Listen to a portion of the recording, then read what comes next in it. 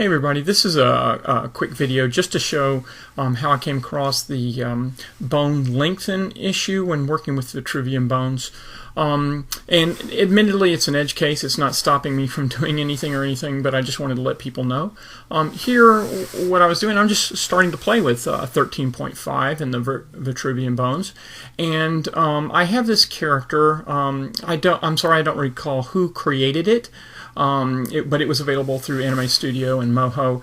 But it's a character that had multiple views, and I had combined them into one that I use switch layers to switch between the views, which I think may be common in some of the older rigs. And so I thought, hey, maybe I could use Vitruvian bones to kind of turn this into a single character, and maybe even use it to kind of control the switching, if you will. And, excuse me. So right now, here is a character that just I've dealt with the head, and you can see as I scrub across the timeline, I'm moving the bone and allowing the head to turn as well. And this is just switch layers, so you know, could have done it just with normal switch layers, but I do like the fact that, you know, the animation is through the bones, the keyframes are on bones in the Vitruvian thing, so I was just playing. And you can see the way that I've solved it here is for the Vitruvian bone, I don't actually use that to manipulate the head, which of course I could do. I just have them over to the side, so I change the angle so it's easy to access them and group them. But when I first started, here's what I was doing.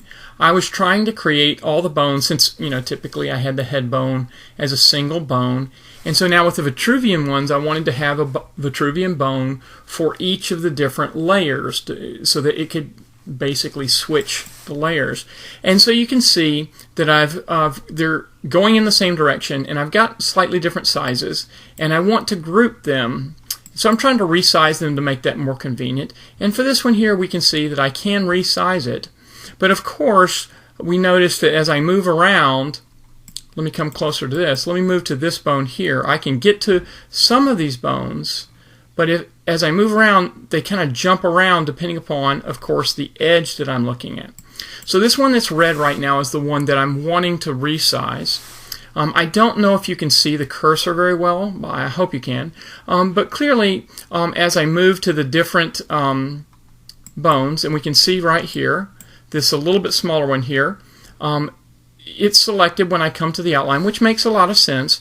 And then I go to resize. Notice that it disappears. I'm trying to get to that lengthen marker, and as I move up there, notice it kind of disappears. Now what's happening, of course, as I come off of this line, it's selecting the bone up higher. So that's essentially what's going on. As I move toward the middle, I can see that, but the point is it makes it difficult. Now I can slide up here, and I'm trying to get this so I can resize it, and it won't allow me to do that. So that's essentially the issue. For some bones I can get to, if that marker is large enough that it can actually get to the edge, then I can resize.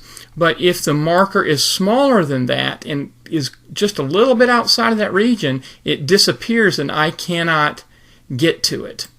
You can see up here, I can get to that one because as I go toward the middle, it's still selecting this one.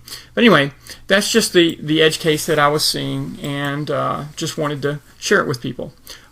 Thanks for the ideas, workarounds, those are all cool, and just want to let people know. Thanks.